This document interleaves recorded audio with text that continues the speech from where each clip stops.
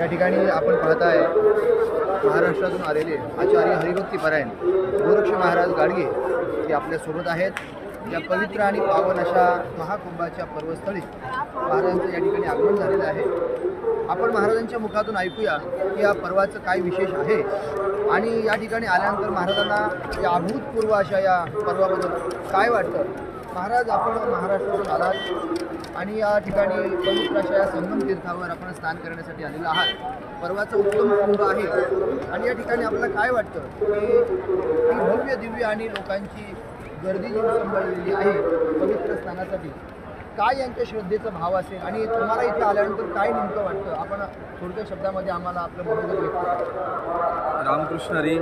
आज जगभरातून भाविक भक्त या ठिकाणी हजर राहिलेले आहेत। त्याचं कारण असं आहे की ईश्वर प्राप्तीच्या मार्गामध्ये दोन प्रमुख मार्ग आहेत, एक सगुण भक्ती आहे आणि एक निर्गुण भक्ती आहे। सगुण भक्ती आणि निर्गुण भक्तीमधला महत्त्वपूर्ण फरक आज इथे दिसतोय।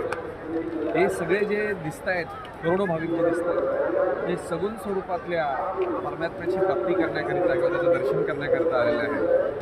आपल्या सर्व संतांनी आणि धर्मग्रंथांनी सांगितलेलं आहे की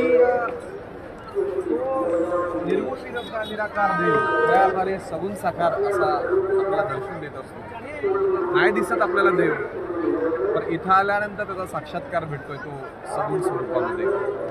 खऱ्या अर्थाने अतिशय संसाराच्या रहाट गाडग्यातून दुःखी आणि अतिशय नरक यातना हा भोगणारा हा जीव खऱ्या अर्थाने कुठंतरी सुखाच्या प्राप्ती करण्याकरिता किंवा परमात्म्याच्या दर्शना करण्याकरिता संतांनी दाखवलेल्या मार्गावरती आज इथं आलेलं आहे। त्यामुळं ही अलोट गर्दी खूप सोपं मार्ग आहे।